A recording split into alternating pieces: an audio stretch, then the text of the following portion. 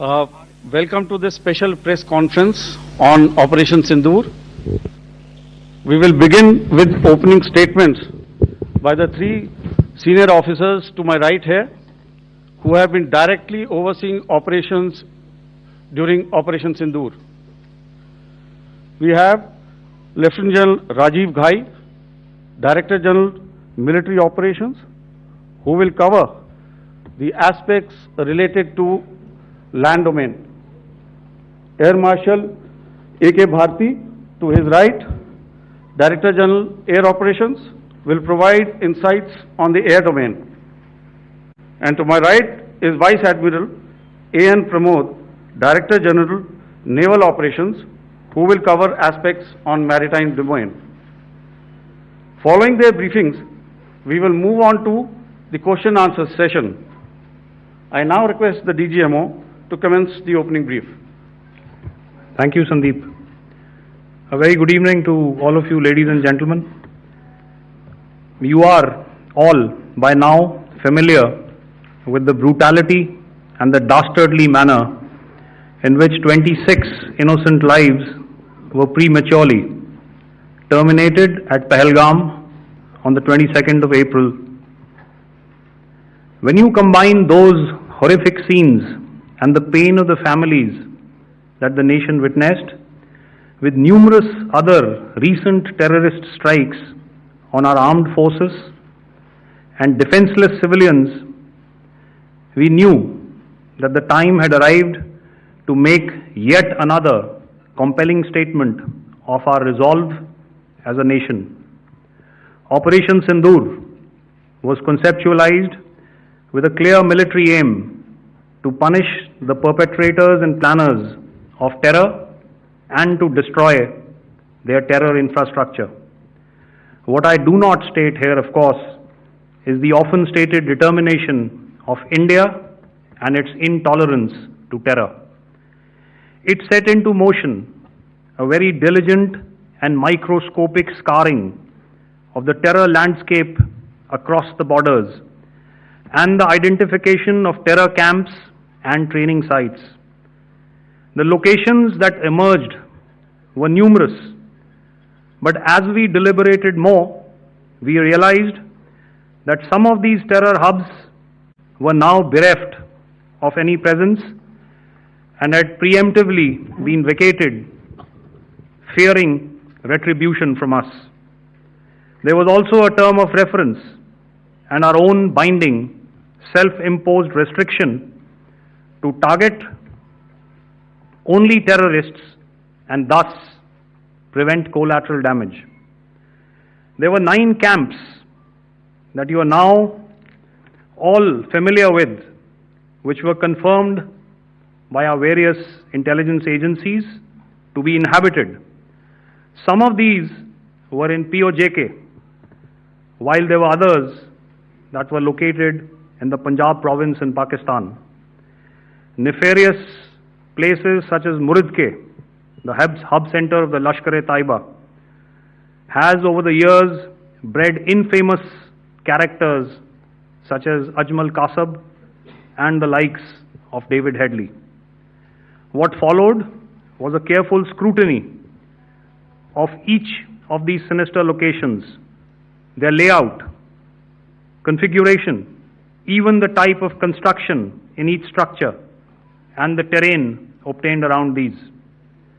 This was with an obvious intent to deduce and identify the exact vector that was required for their neutralization, as also the eyes in the sky that we would send up to ensure that we brought back evidence that we had indeed targeted what we set out to. The precise images of these engagements on that fateful and historical night have already been showcased during the first press statement on the 7th of May that was helmed by our Foreign Secretary. I have no doubt in my mind that we achieved total surprise, and those strikes across those 9 terror hubs left more than 100 terrorists killed, including high-value targets such as Yusuf Azhar, Abdul Malik Rauf, and Mudassir Ahmed that were involved in the hijack of IC-814 and the Pulwama blast. The line of control was also violated soon after by Pakistan, and the erratic and rattled response of our enemy was apparent from the number of civilians, inhabited villages, and religious sites such as Gurudwaras that were unfortunately hit by them, leading to a sad loss of lives. The Indian Air Force played a major part in these strikes by engaging some of these camps, and the Indian Navy provided wherewithal in terms of precision munitions. The Indian Air Force obviously had their assets up in the sky, and I will here request Air Marshal Bharti, the Director General of Air Operations, to detail for you the methodology that the men in blue adopted to successfully manifest this mission. Thank you, Rajiv. A very good evening, ladies and gentlemen. It indeed is a difficult time that we have to come here like this and brief you. We could have done without this, but we had no choice. As the DGMO has detailed, the event was precipitated by the dastardly act at Pahalgaon. The sequence of events have already been detailed. We carefully selected the targets, and out of the 9 selected targets, the target systems that were given to the Indian Air Force were the notorious training camps at Bhavalpur and Muridke, these being further from the international boundary. Through critical target system analysis, we analyzed what was to be done to annihilate these targets and plan to engage these targets with precision air-to-surface guided munitions so as to avoid collateral damage. The modalities of planning process I will not go through at this instant. However, what I would like to show you is the results that we achieved through our targeted air strikes. Could I have the second slide, please?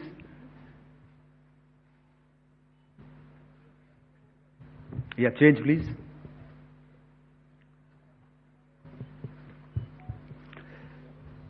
Okay. This is what the terror infra at Muridke looks like. If you see, north is as indicated, and to the right is east, where the international boundary lies. Could we have the next slide, please?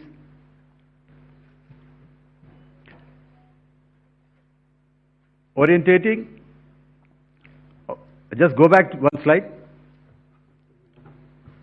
Okay. Please have a look at this red building, the series of buildings out here, and this empty ground. Next. If you relate, the empty ground is here, and you see this is the first weapon that is impacting. This is the impact point number 1 on Muridke training camp with our precision guided weapons on early morning 7th. Next, please. Keep your eyes glued for the second weapon coming in and the second impact on the selected target point. Next slide, please.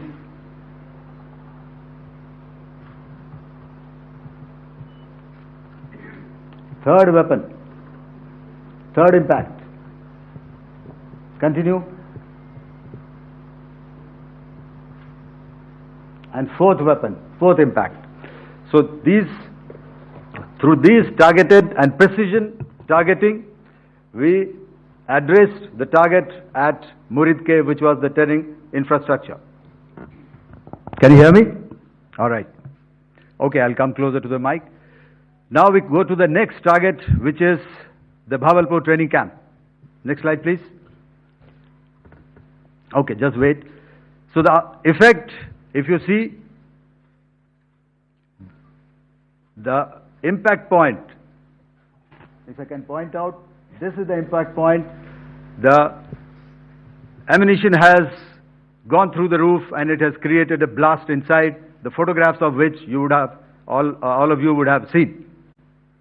And the red building, after that there was this double-story building. It has been completely decimated by precision targeting. Next, please. The target system, which was in the north, a series of buildings. I will show you how it looked. Next. Completely destroyed by our precision targeting. Next. Now coming to Bhavalpur, this is the target complex that we are dealing with, a fairly large target complex. So we had to carefully choose the points that we needed to address, which were high value and which would meet our stated objectives of eliminating the terrorists. I would like to draw your attention to this red canopy, and in relation to that, I would cover the targets. One target system is a series of buildings here, other one here, and other one out here. Next slide, please. This is how it looked before, and this is how the building looked after the impact of the weapon. And orientation in relation to this red canopy, you can see here. Next, please. Before, next, and after. The roofs have completely collapsed. Next. This is the target system. Next. Precision targeting, and we have achieved our objectives here. Next. All right. So that was what we did on the 7th. Our objective was to address these two terrorist camps, and that we did with precision. And thereafter, we maintained a robust air defense posture, because remember, our objective was to target the terrorists and terrorist infrastructure, not any other infrastructure, not the Pakistani military, not the Pakistani any other infrastructure. So that is what we have maintained on the 7th of May. However, what we saw in the evening of 7th of May, we were saturated with a raid of Pakistani unmanned aerial vehicles and small drones. And these came in waves in our civilian areas, over our military installations, and all of them were successfully intercepted. Few of them did manage to land. However, there was not much damage that they did. And we have our robust counter-US hard kill and soft kill systems which did the job.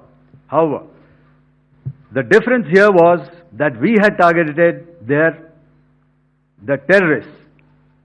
The adversary now has targeted our civilians and the military infrastructure. So it had to be responded to. So in a quick and calibrated response, that very night, we struck their radar installations at Lahore and close to Gujranwala, the LYT installation, to indicate to him that we are ready, yet we do not want to escalate. Our fight was with the terrorists and not with the Pakistani military establishment. Thank you. Thank you, Air Marshal Bharti. So, ladies and gentlemen, he's outlined operations not only on the night of 6th and 7th of May, when Operation Synindhur commenced, but also on the subsequent night. Being well aware and familiar with the congenital and impulsive nature of our adversary, and even though we did attempt to reach out and communicate our compulsions to strike at the heart of terror to my counterpart in the immediate wake of Operation Sindoor. The request was brusquely turned down, with an intimation that a severe response was inevitable and in the offing. We were, of course, prepared. Operations on the 7th and the 8th, Air Marshal Bharti spoken about. On the night of 8th and 9th of May, they flew drones and aircrafts into our airspace all across the borders and made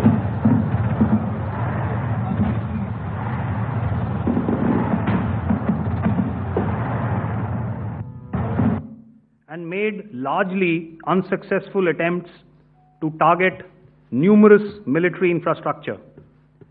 Violations on the line of control by Pakistan also commenced yet again and precipitated into fierce arty engagements. The air operations on the night of 8th and 9th of May, I'll yet again request the DG Air Operations to cover.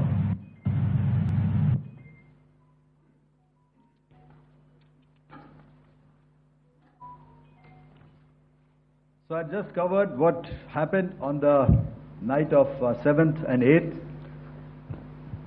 What we found that on the night of 8th and 9th, starting as early as 22:30 hours, our cities had a mass raid of drones, unmanned aerial vehicles, UCAVs, starting right from Srinagar, going down right up to Nalia.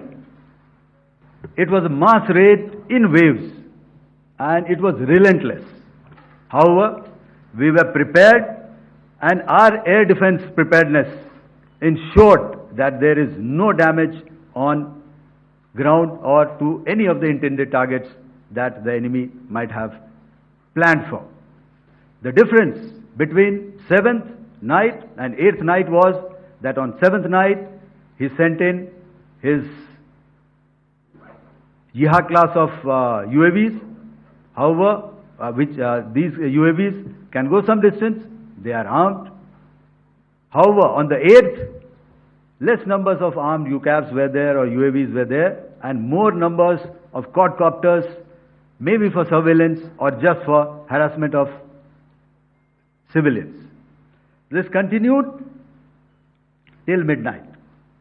Our air defense preparedness ensured that there was no damage on the ground, either to the military installations or to the civilians. However, the enemy had yet again shown that he wanted to up the ante and he wanted a fight, and we were up to the task. In a measured and calibrated response, we once again targeted his military installations, which included his SAM sites at Malirkant. This also included his surveillance radar sites at Lahore and close to Gujranwala. These were suitably addressed, and thereafter his drone attacks continued even till morning, which we countered, and during the daytime there was some respite.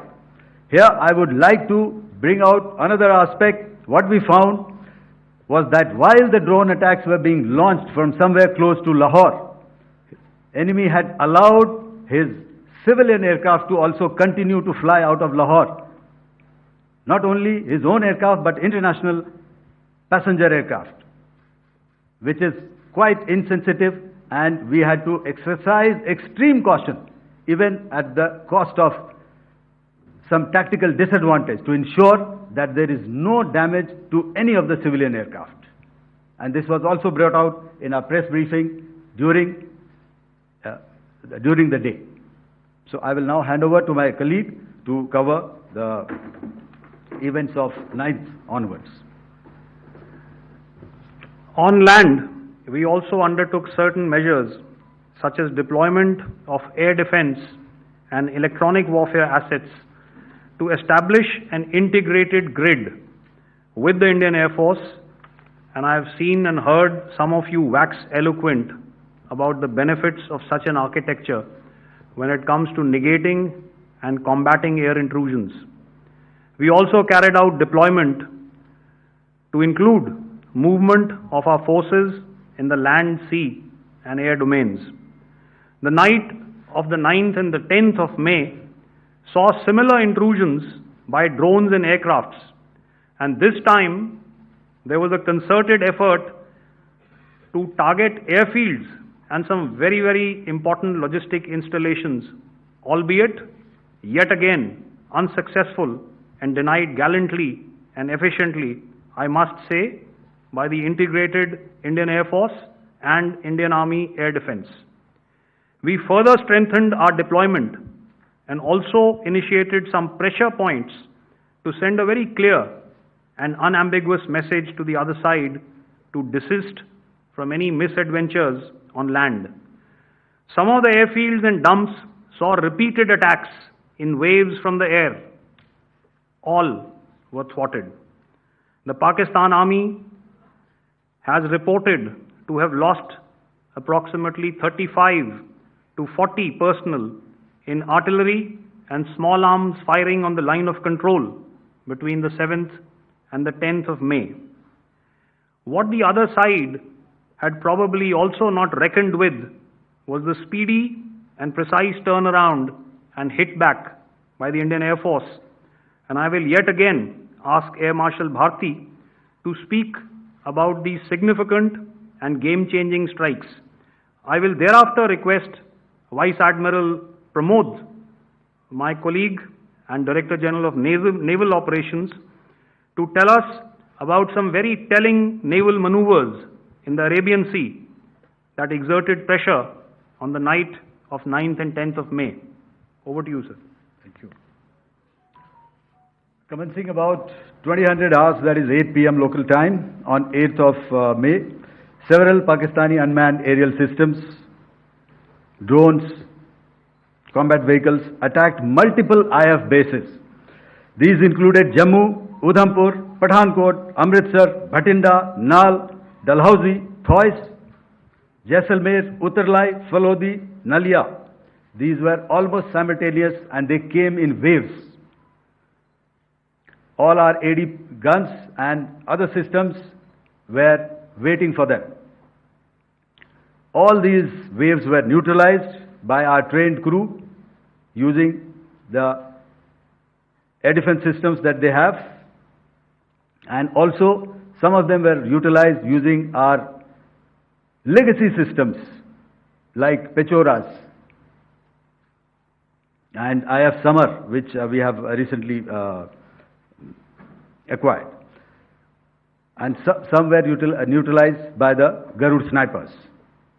There was no damage on ground from these incursions and these mass raids, if I could call them, from the Pakistani side. However, following these relentless attacks on our air bases, on our forward positions and on our civilian targets, this was time to convey some message to our adversaries. And therefore, a decision was taken to strike where it would hurt. And towards that, in a swift, coordinated, calibrated attack, we struck his air bases, command centers, military infrastructure, air defense systems across the entire Western Front.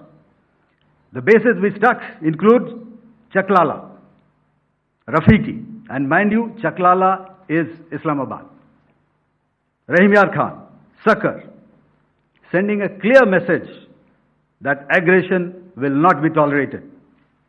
This was followed by strikes at Sargoda, Bholari, Jacobabad. We also struck the C2 centers at Murid, the UAE complex at Murid, Rafiki, radar at Chunia, which I will show you, Rahimyar Khan airfield, and the unmanned combat aerial vehicle hangar at Sakar. I would like to reiterate here that we have the capability to target every system at these bases and more. However, it was only a measured response to instill good wisdom to our adversary to refrain from further escalation. IF's response was directed only at military installations, avoiding civilian and collateral damage. I would now like to show you some of the effects that have been achieved as a result of our air operation.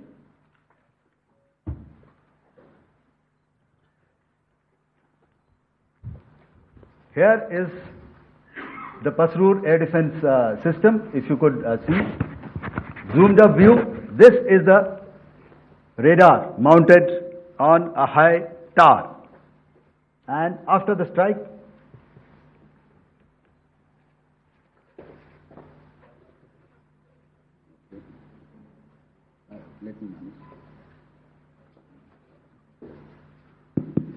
thank you. Can you hear me? Yeah, thank you. And after the strike, this is what has happened. This radar has been taken out, completely burnt. Next slide, please. The Chunia air defense radar, which was taken out on 7th and 8th. This is the radar site. A blown up photograph, once again, on a tower. Not very clear, but what you see very clearly is the after effect after we have struck. The radar head has been completely decapitated. Next slide, please. Arifwala air defense radar.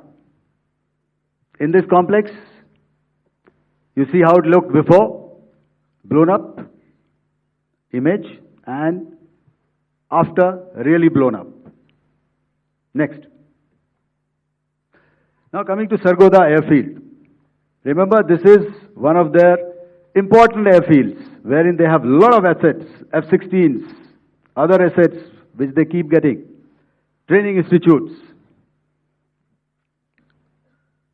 And we have stuck this airfield.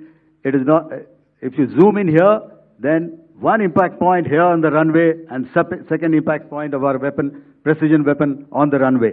And if you see, this blown up, repairing going on. Same here. Next. Rahimyar Khan. This is the area we have struck. A deep strike out here and one complex here. So this is how it looked before, and same. You see a big crater, another crater here, and this complex after strike neutralized. Next. Chaklala airfield, Noor Khan, once again a major air base, a lot of their logistic assets out here. This was the chosen complex that we intended to strike and convey a message. Next slide, please. This is how it looked before, and this is how it looked after our strike. Next. Sakar. We chose the radar site at Sakar. This is the radar site, and after it was struck, this is the aftermath, completely burnt out. Next, please. Aircraft shelter. This is how it looked before the strike, and this is how it looked after the strike. The roof of the buildings completely caved in and burnt. Next. Bolari airfield, aircraft hangar. This is how it looked before, and this is how it looked after the precision strike. Next. Jacobabad, aircraft hangar, and this is how it looked after. Next. So what I'm trying to convey here, ladies and gentlemen, is to start with, our fight was neither with the Pakistani military nor with anybody else who's there on the other side. Our fight was with the terrorists. We neutralized the terrorists that we selected to be neutralized, and thereafter we only maintained the air defense posture. However, we were relentlessly pounded by waves after waves, night after night, by his UCAVs, by his drones, and by his other unmanned aerial systems. And that left us with no choice but to retaliate, and yet our retaliation was calibrated, it was graduated, and it was proportionate. Thank you.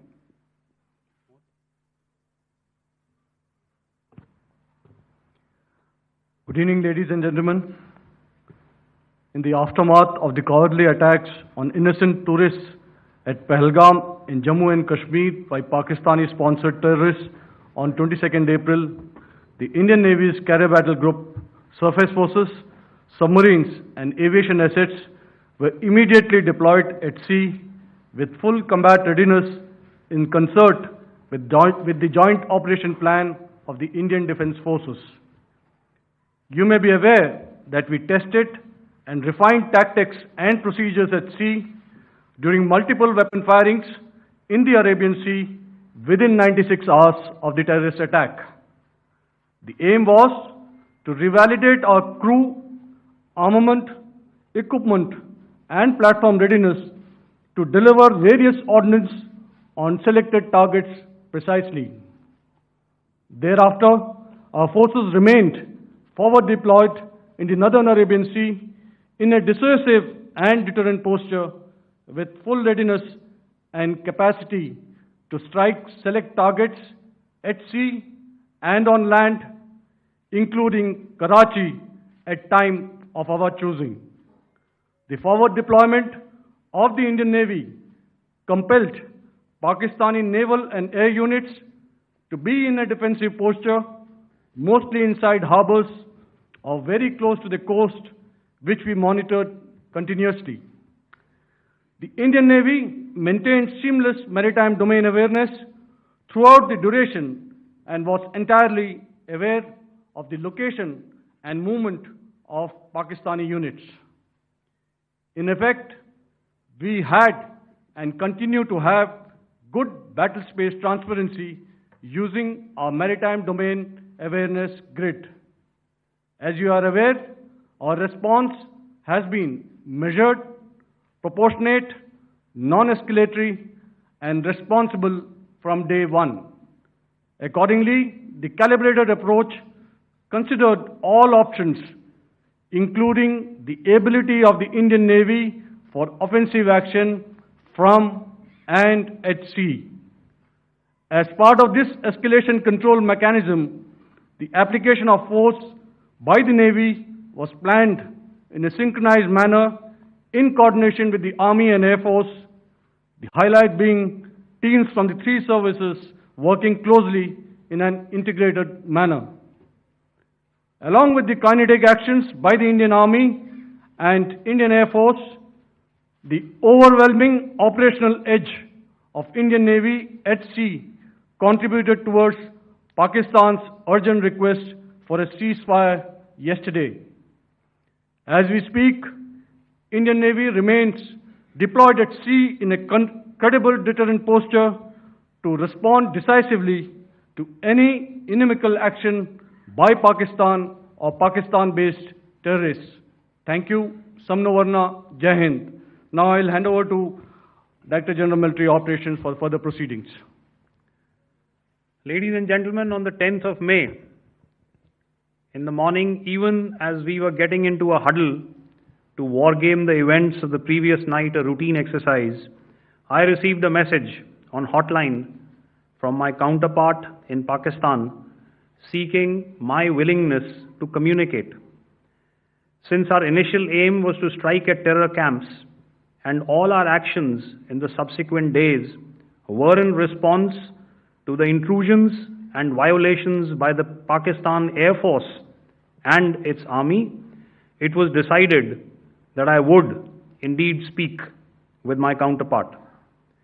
You are already aware, I've seen it being covered on national television, that my communication with the Pak DGMO was conducted at 15:35 hours yesterday and resulted in cessation of cross-border firing and air intrusions by either side with effect from 1700 hours 10th of May after he proposed that we cease hostilities.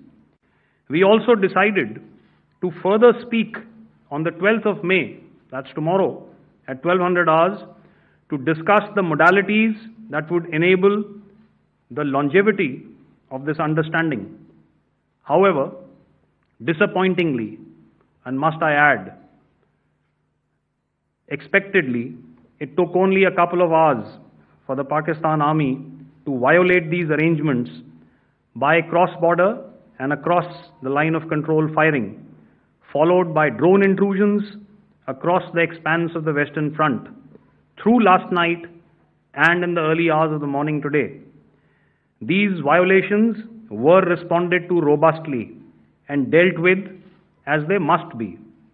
We have earlier today sent another hotline message to my counterpart highlighting these violations of the understanding between the DGMOs on the 10th of May and our firm and clear intent to respond to these fiercely and punitively, if repeated tonight, subsequently, or later. In this regard, I must inform all of you that the Chief of Army Staff has earlier today conducted a security review and has granted full authority to our Army commanders for counter-actions in the kinetic domain in case of any violation by Pakistan. In the end, I pay my solemn homage to my 5 fallen colleagues and brothers from the armed forces and civilians who have tragically lost their lives in Operation Synindhur. Our hearts go out to the bereaved families, and we express our solidarity to them in this lifetime and beyond, at this grave juncture in their lives. Their sacrifices shall always be remembered and spoken of in glowing terms by a grateful nation.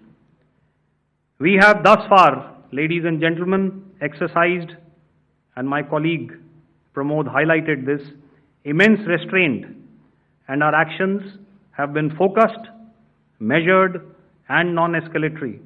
However, any threat to the sovereignty, territorial integrity, and safety of our citizens will be met with decisive force. Jai Hind. Okay, ladies and gentlemen, we are now open for questions. All right, now, since I would not know all of you, I would expect you to please raise the placard or your hand, and once I indicate, I expect you to please give out your name and the media group that you belong to. Keep your questions short so that we can take as many questions as possible. Also, ladies and gentlemen, kindly bear in mind that confidential aspects may not be answered by the 3 DGMOs. Right. I've got a lot of hands there. Let me start from the left. Left foot always in front when we start marching. So here we have to the left, okay. Yeah, 238. Hello. So this is Manas Pratimugyan from PTI, Press Trust of India. So the understanding that was reached yesterday on stopping the military operations and actions, was it for just 3 days? And what would be the cost escalation if there is violation of this understanding by the Pakistani side? And my subsequent question would be that we have a kind of ceasefire agreement with Pakistan that was finalized in 2003. So will there be some kind of similarities in frameworks between the two kind of understandings, 2003 ceasefire agreement and the current understanding on stopping military operations. And again, what are the costs that will be incurring on Pakistan if Pakistan again resorts to this kind of terrorist activities, because we have made it very clear that the cost will be very high. So I would like to have your thoughts on it. Okay, so I'll answer the latter part of the question first. I also want to add that while the initial ceasefire agreement, as you correctly pointed out, is of the 2003 vintage, but I must remind you that in 2021, in the month of February, and this was then when the crisis in eastern Ladakh was also on, the two DGMOs had spoken and arrived at a ceasefire understanding that lasted right up until this unfortunate attack at Pahalgam. Once our Foreign Secretary had announced the decisions of the CCS in the immediate wake of that attack, he had announced certain measures, and then of course Pakistan had in turn made its own announcements. Since then, there have been certain violations of this ceasefire understanding, and of course after the 7th of May, like I pointed out during my statement, that there have been numerous violations on the line of control especially, and of course along the international boundary by the Pakistan Army and the Pakistan Air Force. This understanding that we spoke about yesterday, no, it was not for 3 days. It was first to stop aggressive and hostile activities immediately, let that order and direction settle down for about 36 hours, and thereafter discuss modalities, like I said, to ensure its longevity. That is tomorrow on the 12th of May. But unfortunately, we had a violation starting at approximately 1900 hours last night, and we've sent a communique, like I said, to the Pakistan Military Operations Directorate, and we will await as to what happens tonight. All right. The cost escalation, I'll leave it to your best imagination. I've already said that the response will be fierce and punitive. Now, the right foot forward. Yeah.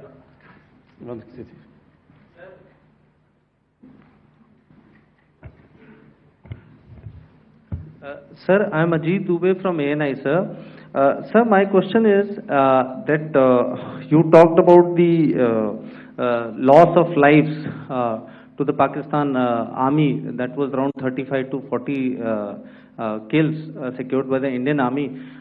Sir, can you tell us what would be the total loss of life to the Pakistan Army in both Army and Air Force attacks, sir?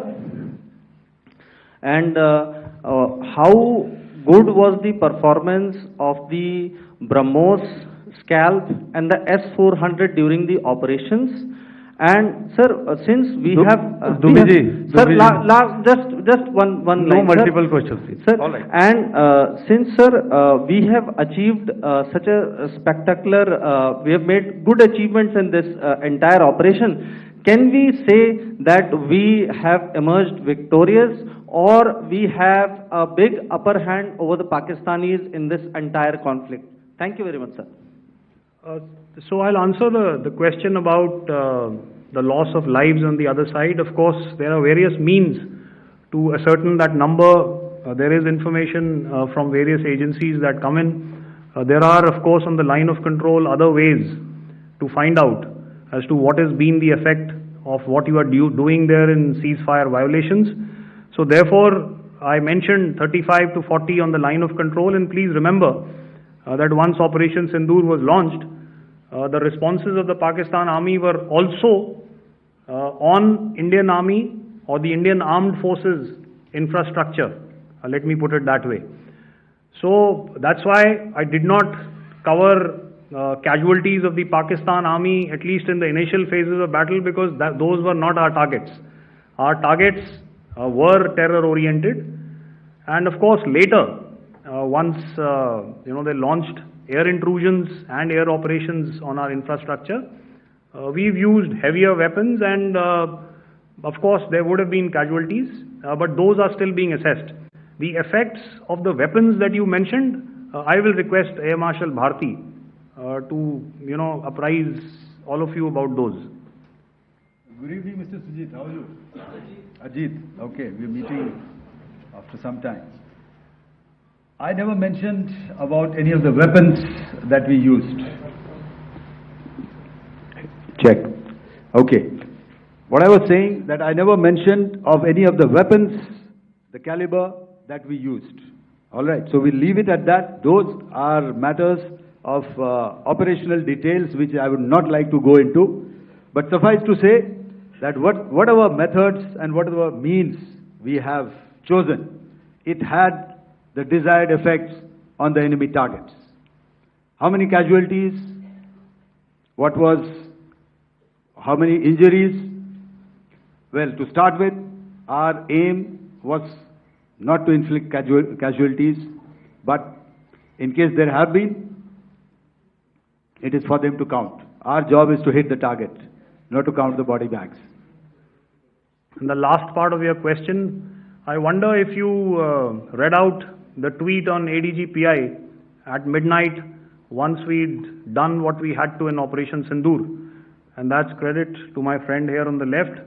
Justice has been served, Ajit. That is all that I will say. Ajit, I'll request you to, refrain putting words into his mouth. All right. I'll come back to the left. 147. Sorry, 47. No, one word. 47. Did I see it here or? Yeah. Good evening, gentlemen. Sorry, 147, I saw it there. Sorry. Yeah. Since I've already said, 147, start please. Hi sir, good evening. This is Shivam Patel from Reuters News Agency. Thank you for giving me the opportunity. My question, sir, is how many military targets did Indian Armed Forces strike in Pakistan in response to the attacks from Pakistan? How were these targets selected? And how many troop casualties have been there in total on both sides, if you can give details? Thank you. I'm sorry, where are you? I haven't spotted his... He's to the right. Okay. Can you just repeat that for me, please? Sure, sir. So my name is Shivam Patel. I'm from Reuters News Agency. My question is, how many military targets in total did the Indian Armed Forces strike in Pakistan in response to the attack from Pakistan? How were these targets selected? And how many troop casualties have been there on both sides, if you can? So you're speaking of the targets that I mentioned in the wake of the attack at Pahalgam, right? Military targets, after full response. Yeah, I think it's amply clear to everybody here that the Pakistan army has not crossed the international boundary, neither in the plain sector nor on the line of control.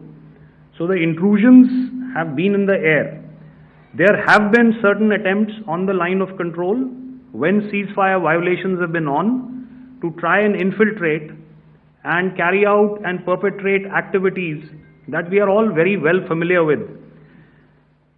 Whether these are by terrorists or by the Pakistan army or its special forces and commandos is difficult to say, but each of these have been effectively thwarted. So therefore, as far as engagements of military targets on the other side is concerned, I thought Air Marshal Bharti covered those very well and in detail, and he also mentioned as to how they went about targeting those. I think those images were very clear and very, very graphic in telling us as to what we needed to hit. And you'll remember right at the outset I said that we even went into what was the construction in each of these locations and therefore decided on the vector that had to be utilized. Please. Okay, if I could add to what the DGMO has said, I have already detailed the targets. Now, whether it is X numbers or Y numbers that is immaterial. And what damage have we inflicted? You have seen. What are the casualties on the other side? As I said, that is for them to count. As far as we are concerned, from the air defense side, if they had a choice, they would have definitely come in. They are fighters, there are more numbers of UCAVs. It is not that they did not intend to come in. It is only that our robust AD posture prevented them from coming in. So that must be known, and that must be realized by all the audience here. Yeah, I'll come to the left now, 24.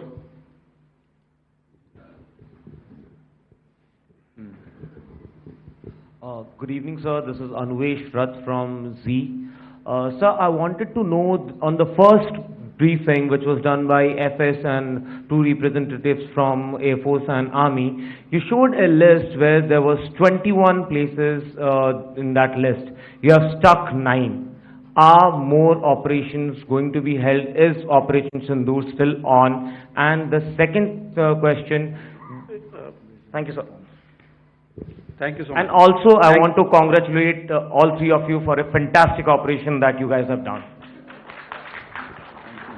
Thank you so much. Thank you so much for that one question. Yeah. Sir, the question. Unfortunately, Rath, is that your name? I'm sorry. You know, as far as operational details are concerned, I am not in a position to share those right now. But I think I'll take a cue from Pramod. You know, he said towards the end that the Indian Navy is still in a posture that is deterrent. And I have already made it very clear towards the end of what I said that it's only a couple of hours ago that the Chief of Army Staff has carried out a security review, and he's authorized our Army commanders to deal with violations of any kind from across the borders in a manner that they deem fit. So again, to reiterate, the response will be fierce and it will be punitive.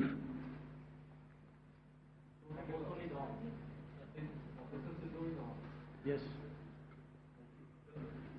163. I'll go back this side now. Yeah, 255. She said middle wale kya karenge, so 255. Oh, sorry. Good evening, sir. I'm Shailesh from National Defense. Please allow me, first of all, to pay my gratitude for protecting us Indians. Thank you very much. Sir, since the enemy has been talking about taking down our aerial platforms, it would be deemed fit in case we can reveal that we have taken down their fighter jets. What could be the number? Though you said that they may be not good to reveal the platforms, but since this has come from various quarters in Pakistan, so I believe that we need to answer, in case if you can, sir, if you may allow. The question is for me? Yes, sir. Okay, and if I get it right, you want to know how many of their planes we have downed? Yes, sir. Yes, sir. All right. See, as I said, their planes were prevented from coming inside our border. All right. So we do not have the wreckage with us, but definitely we have downed a few planes. Numbers, we would not like to hazard a guess out here. Okay. I have the numbers. Okay, and we are getting into the technical details of it to establish it. So I would not like to put a figure at this time, but definitely there are losses from their side which we have inflicted. Were they, please don't ask. Were they fourth generation plus, sir?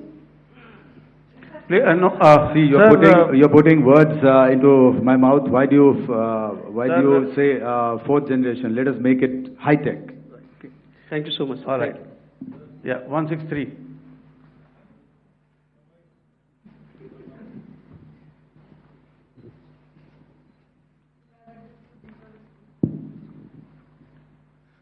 Sir मैं मंजीत नेगी हूँ आज तक से। मेरा सवाल ये है कि इस पूरे ऑपरेशन में जो आतंकी ठिकानों को निशाना बनाया गया, क्या नंबर्स कुछ बता सकते हैं कितने आतंकी मारे गए? कुछ नाम सरकार मतलब कुछ नाम मीडिया में आए भी हैं जो बड़े उसके मास्टरमाइंड थे।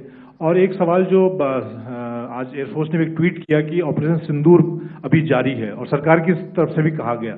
और पिछली बार जब विदेश मंत्रालय की प्रेस कॉन्फ्रेंस पहली हुई थी उसमें वो लिस्ट दिखाई गई थी कि 21 टेरर कैंप आइडेंटिफाई किए गए हैं। तो क्या जो बाकी बचे हुए टेरर कैंप हैं उन पर भी कार्रवाई होगी? और एक नंबर अगर आप बता पाएं कितने टेररिस्ट मारे गए? Sir, before you answer, sir, before you. Manjeet ji, 3 questions. The third one has just been asked here before. So 21 this thing. So I'll request the first to be answered so that we have more number of people who can ask. Manjeet, जब मैंने statement दिया तो मैंने शुरू में ही कहा कि जैसे ही ऑपरेशन सिंदूर कॉन्सेप्चुअलाइज हुआ तो हमारा जो पीछे की कार्रवाई होती है स्पेड वर्क और टारगेट्स को आइडेंटिफाई और एनालाइज करने की कार्रवाई शुरू हो गई थी।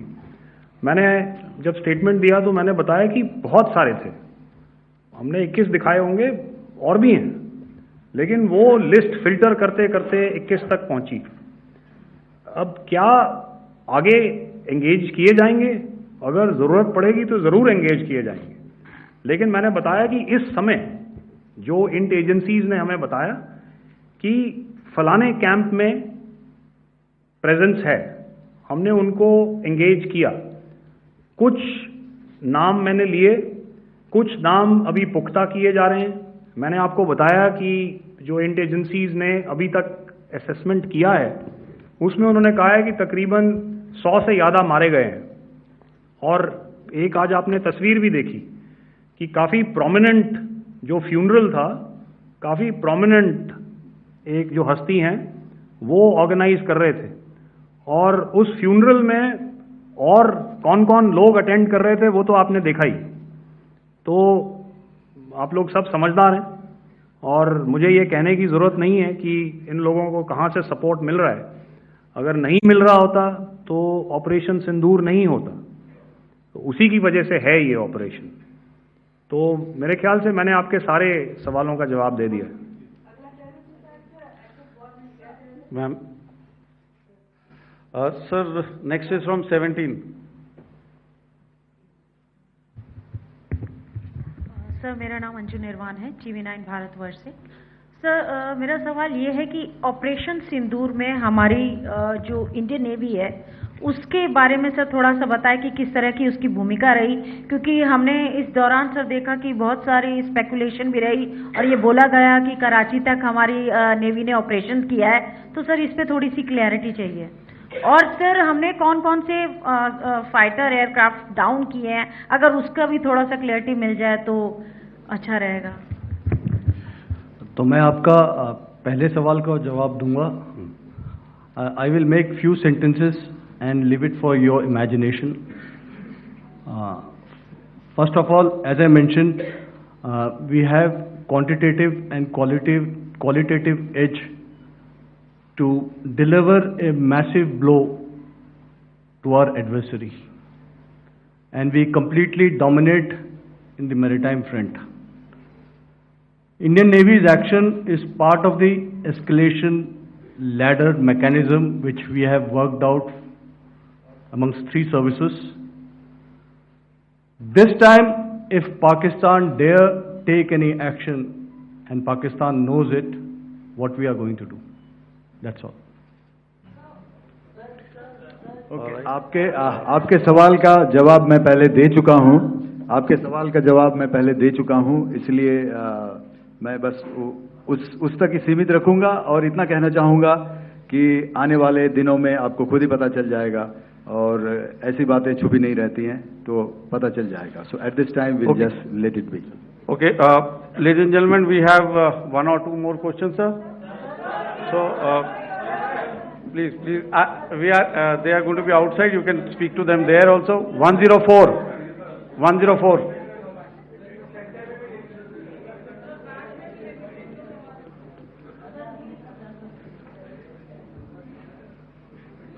I think. Yeah, ask sir. Sir, Dinakar with the Hindu newspaper. Are you surprised that you got this question? No, sir. Just to look. Sir, can you give a number of assets we lost, because there's been a lot of speculation going on, international media writing a lot of things about our platforms, including Rafale. I mean, Pakistan claiming that Rafale has been downed, etc. Can you put that question to rest and clarify on that? I guess that question is for me. All right, I'm happy that you've asked this question. You know, we are in a combat scenario, and losses are a part of combat.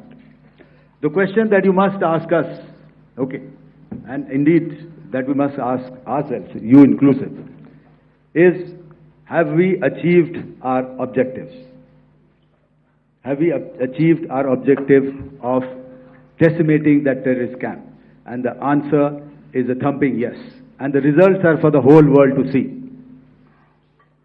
As for the details, what could have been, how many numbers, which platform did we lose? You know, at this time, I would not like to comment on that, because we are still in a combat situation. And if I comment on anything, it will only be advantage adversary. So we don't want to give him any advantage at this stage. All I can say is that we have achieved our objectives that we selected, and all our pilots are back home. Thank you. Okay, hold, please be civil here. So we'll have 220 now. Hello sir, this is Anita Chaudhary sir from Swadesh newspaper. मेरा सवाल है, क्योंकि ये हमारे जो पहले जो action रहा वो आतंकवाद के खिलाफ रहा, तो आतंकवाद में अजहर मसूद की तरफ से एक बयान जारी किया गया था जिसमें उन्होंने कहा कि हम इसका बदला लेंगे और जाज जाज रुलाएंगे। तो क्या अगला, अगर खुदा न खास्ता अगला टेरर अटैक किसी भी तरह का होता है, तो क्या उसे एक्ट ऑफ वॉर में हमारी तरफ से लिया जाएगा और उसका क्या माकूल जवाब दिया जा सकता है? मेरा इसमें सिर्फ एक ही जवाब है आपके लिए कि हमने अपनी कार्रवाई करी। हमने उसके बाद मैंने अपने स्टेटमेंट में भी बताया कि ये कम्युनिकेट करने की कोशिश करी कि हमने इस तरीके से ये जो स्ट्राइक्स हैं वो क्यों की। लेकिन जो हमारा एडवर्सरी है उसने जैसे मुनासिब समझा वो कार्रवाई करी।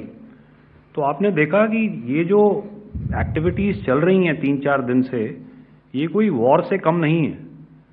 नॉर्मल सर्कमस्टांसेस में एक दूसरे देश की एयर फोर्सेस हवा में नहीं उड़ती हैं और एक दूसरे के ऊपर स्ट्राइक्स नहीं करती हैं। हर रात इंट्रूजन्स नहीं होते हैं। लाइन ऑफ कंट्रोल पर सीज फायर वायोलेशंस, आपके एक साथी ने सवाल पूछा था शुरू में, एक सीज फायर अंडरस्टैंडिंग था, वो भी जा चुका है। उस सीज फायर अंडरस्टैंडिंग के जाते जो फायरिंग हो रही है लाइन ऑफ कंट्रोल में, उसमें घुसपैठ की कोशिश हो रही है। आमतौर पर ये घुसपैठ लाइन ऑफ कंट्रोल में टेररिस्ट करते हैं, लेकिन हमें इंफॉर्मेशन है कि हो सकता है ये पाकिस्तान आर्मी की टोलियां भी हों जो हमारे पोस्ट के ऊपर खामी पहुंचाने की कोशिश कर रही हैं। तो ये सारी एक्टिविटीज़ तो वॉर में शामिल हैं। तो ये कहना मुश्किल है कि आगे क्या होगा, वो स्पेक्यूलेटिव जोन में आ जाता है और मैं स्पेक्यूलेट नहीं करना चाहता हूँ। हर एक सिचुएशन अलग होती है और उससे एक तरीके से डील किया जाता है। सर, मैं एक सवाल इसका मैं जवाब देना चाहता हूँ, 1 मिनट। हम जो मिलिट्री होता है, our main job is to prevent war and maintain peace and stability. So it is not that our response is a graded response. That means अगर किसी ने किया तो उसको ग्रेडेड उसमें किया। जैसे टेररिस्ट एक्शन हुआ तो what we did is a terrorist action and we destroyed all the terrorist camps. उसके बाद आपने देखा कि उनने थोड़ा सा कोशिश किया तो हमारे एयरफोर्स एंड आर्मी ने क्या किया, तो मिलिट्री टारगेट्स हैं उनके ऊपर थोड़ा। So our aim is to maintain peace and tell our adversary that you do this and the response will be bloody. Okay, now as per the, please, we'll have 166 and 25 and after that no more please. So, Sir, this side. Ladies and gentlemen, please maintain, Sir, I this request side, you to sir. please be quiet. Jal Ghai? No. This side, sir. We have only two Sir. questions left, 166. Okay, sir. Yeah, please ask. So I'm Rahul Singh from Hindustan Times, sir. So you were totally on top of the game in the kind of losses you've inflicted on the enemy. I mean, we saw the slides and everything. So it kind of comes across that you were batting it 99 and you decided to declare your innings. What are your thoughts on that, sir? And do you think, are you weighing the option of the Pakistan army using this time, buying this time of the so-called ceasefire or the understanding?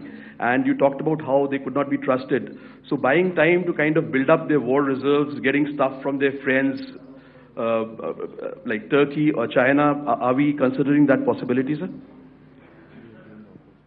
Look, see, the call came from the Pakistani side to speak about cessation of hostilities. What pauses mean during such conflicts is known to everybody. You know, I don't want to go into the pros and cons of how preparation for war is made. You know, that is a process in itself. But I think my senior colleague here, the DG Air Operations, spoke, or he alluded at least, you know, to what this operation was precisely and specifically meant for. And I think that's something that we achieved, you know, right at the outset. Had we had the option not to go further, we probably wouldn't have. But we've been compelled to be in this situation.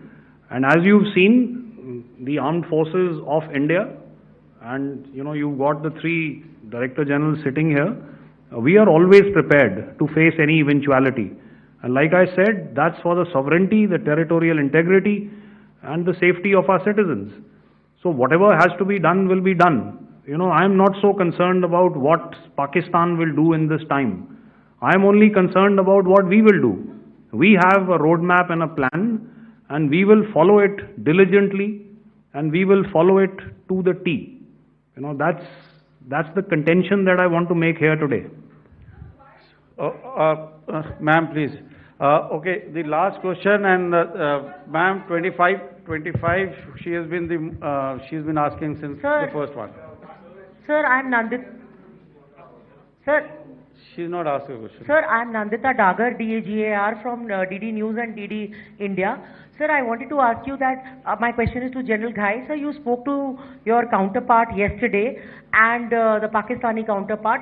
Sir, what is the Indian Army's assessment that despite that agreement, that talk that you had, despite that agreement coming into effect at 1700 hours yesterday, why did they violate it? And number two, yesterday at the Joint Defense Ministry and Foreign Ministry briefing, Wing Commander Vyomika Singh and Colonel Sophia Qureshi had told us that we have cited the Pakistani troops amassing at the borders and at the LOC. Sir, has that situation changed? Have they withdrawn? And sir, if in case, despite now there is a lull, of course, but if tonight again, if the enemy again carries out shelling and aerial intrusions through drones, what is going to be our response, sir? Thank you. So, without outlining the specifics of that response, I've already made it clear that there will be a response, and it will be fierce and it will be punitive. Why the Pakistan Army chose the option of violating the understanding that was arrived at earlier yesterday, I think that's a question that we best answered by the Pakistan DGMO. I wouldn't be able to, give you that.